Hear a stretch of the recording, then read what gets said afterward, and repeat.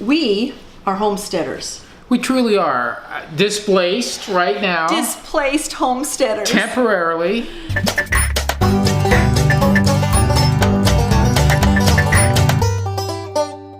And you know, we've talked about this may take us a long time, and it may. Thinking about that is causing us to say, we don't want this to take us a long time. We really, especially the last few days when we've been able to visit some farms, especially seeing Joel Salatin's farm. It's like, okay, we already did a video on not being patient. We're not patient. We miss it. We have to be realistic. We have to do it right. But this is hard. We're not going to want to stay doing this. This is not us. We doing city folk kind of stuff, and we're like, we're country folk. Okay, we're not enjoying this as much. It's just, we don't get us wrong. We love what we're doing, and we love being here, but we miss. That said, I just want to share this. We're homesick. We don't have a home to be sick for. That's right. We're homesick for having a home. My sister-in-law loves the city, and she probably more so than we love the country, which is amazing. And we love the country, and we acknowledge to each other. I mean, we've been really good friends for decades, and we looked at each other and we're like, yeah, I love the city. Yeah, you love the country, she said to me, and I'm like, yes, I do. And so it's nice to be able to say, hey, this is you and this is me, and we're still together. But we both have things that we really love to do. And that said, in our search, what we're running into, what a lot of people have pointed out is the areas we're looking in tend to have little higher cost for property, which is true. Family's a big pull, and it's causing us to say, no, we're not going to go to where the really cheap land is. We've seen that. Not going to Arkansas. Not everywhere, but where we have seen it typically, things are a little more bleak than we want to. Well, where we're looking, some of the things are bleak. There are no trees, there are no this, and they're like, you won't move to a place with no trees, will you? I'm like, well, we will if it's pretty in the proximity of a family, 2 hours, and it's something we can do. If trees are possible, we're going to look at it. I mean, obviously, but we want to grow our food. There are some areas where, just because of the climate and the altitude or whatever it might be, growing anything is going to be next to impossible unless it's in a greenhouse. That's probably not realistic for us to think about. That's not real sustainable. So it needs to be possible. It just needs to be somewhere that's been neglected and needs some management care, some love, if you will. And so we're altering some of our search criteria, broadening it a bit, opening up possibilities that we hadn't been willing to consider before. Because we did not want to go off grid. We're not the off griddy people. Not that we couldn't or shouldn't. Just a lot of the things that we want to do require the power and the closeness and so on and so forth. And so now we're starting to look. Okay, well maybe we'll look at the ones that are off grid. So water is still important. And being able to have internet is important. In the West, water is very important. Internet, what we may have to do with that is accept the fact that it would be satellite internet and limited quantity. And eventually they're going to allow more. I just know they're going to do that. So long term, maybe it's okay. And maybe long term, there'll be more solutions that reach a little further out. That said, if there are YouTubers out here that do a daily YouTube and you have satellite, like HughesNet or something, share with us how that's working for you. Because we know that they limit the amount of data that you can send and receive. So how's that working for you? How are you working around that? Because right now, we are at my brother's house, and our YouTube videos that used to take us over 2 hours to upload where we lived out in the country literally take 3 to 5 minutes. And we're just like, what? Is something broke? That can't really be uploaded. And it is. We're like, woo! We've been broke for a lot of years and didn't know it. Now, that's not enough to pull us to want to live in the city. Just saying. No, it's not.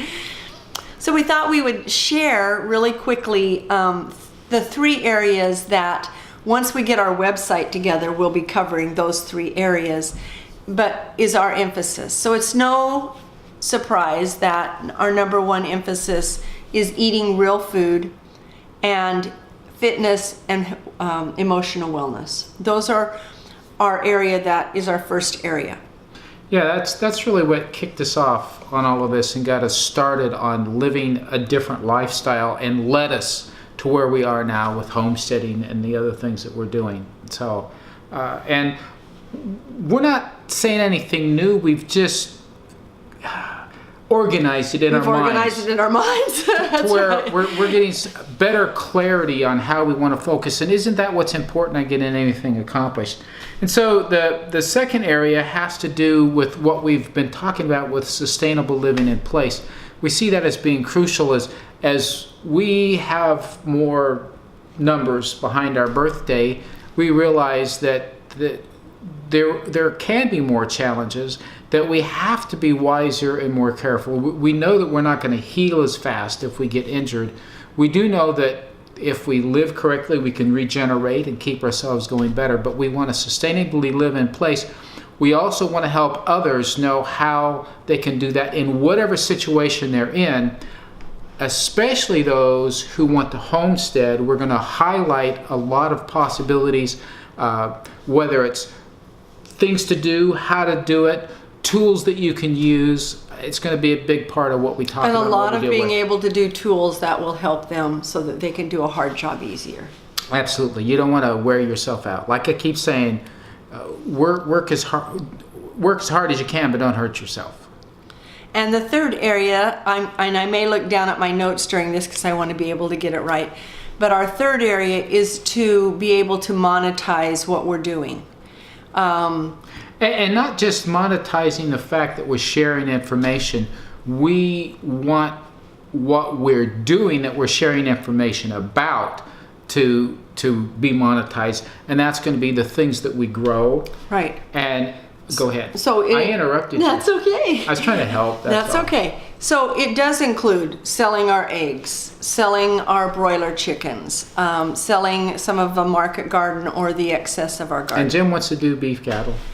Rhenda wants to do beef Okay, cattle good. too. Finally got you to say it. Are you kidding? You've been following me. I want to do it. Sorry.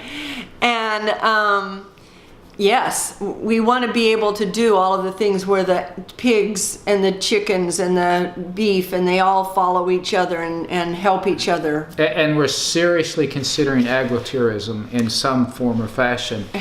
We also, one of the things that Joel's very strong about, Joel Salatin, is that when you get to be up into your 60s, you need to make sure that you are taking your land and having someone younger help you with some of the harder things. And so our ideal is to be able to have a younger couple that lives there so that they can love it and share and kind of partnership. So we see that as being a great partnership. We get the young muscles, young minds involved with us, with our vision, and them catching the vision and working together. I think that could be nice if it was a child or grandchild. Don't know that that's going to happen. It might. We might be surprised. It might. They all want to be doctors, so we'll see. Then we want to be able to have a yurt or something like that we can do as an Airbnb. Esther Emery loves her yurt when she was talking the other day. And I'm still not sold on the yurt idea, just saying. But you are sold on the Airbnb. Yurts, I am sold on the Airbnb. We've never walked into a yurt. We haven't. They seem like a fancy tent, but I could be wrong about that. You who have lived in yurts or are living in yurts, help me know what the difference is. Yeah. It's a great place to camp. I'm not sure about living. And then, well, they're just staying for the night. Oh, that's true. And then a couple of other things is we want to be speakers. We don't have any trouble being speakers. We've spoken a lot of different places. So we'd like to be able to share our message through speaking. And not just like to be able to, we realize wherever we are, in order to develop a marketplace, we have to evangelize, we call it real food, and the types of foods that we as homesteaders understand are really necessary.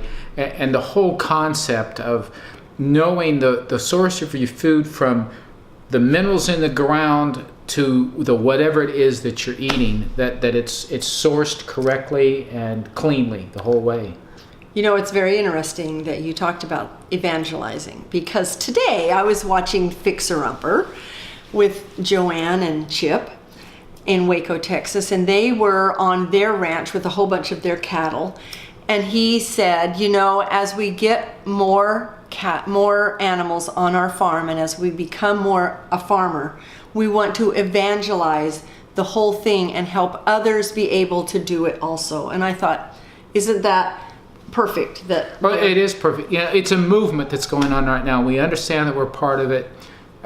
We're excited to be part of it. We're limited in knowledge and understanding in comparison to many, but we recognize the strong value, and that's what we're saying we want to speak about, to make certain that those who have it don't give it up, like we've seen previous generations do, to where they got involved in the business of farming and they became city folks living in a farmhouse. Right. And that's sad. I just read the first page of Carla Emery's book, The Encyclopedia of Country Living.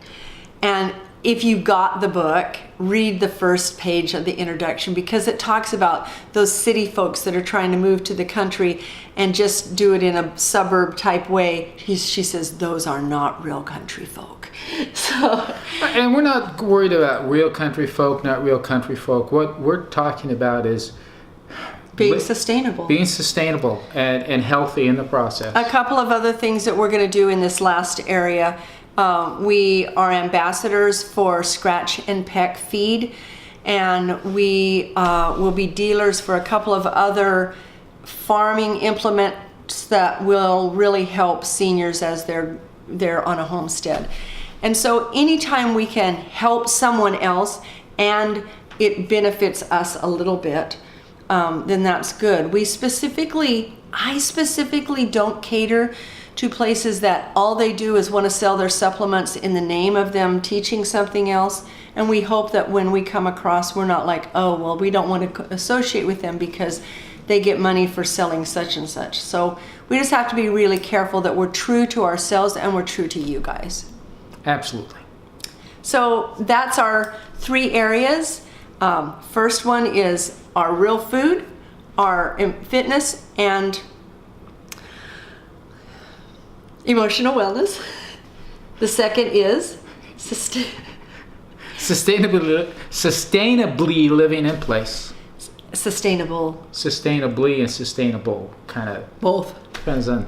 And the last one is income sources from the homestead. Absolutely. So 1, 2, 3, we now have a solid platform that we're building our YouTube channel and our website around. So next week we're back to Colorado. We leave bright and early Wednesday morning. Not even bright, dark 30. It's very dark. And then we'll be in Colorado for 2 weeks. On our way from Colorado to Utah, we do plan on making a few stops, look at some properties. At least the area, hopefully some properties. One of the properties we're looking at today, I'm not going to tell you where it is, and I haven't even told him this. He says, well, look up the city and see what some of the things are about. Its temperature during the summer can go up to 90, and in the winter is a negative 40. Sounds like where I spent my childhood. We'll see you tomorrow. Or actually, we'll see you on Monday. Bye.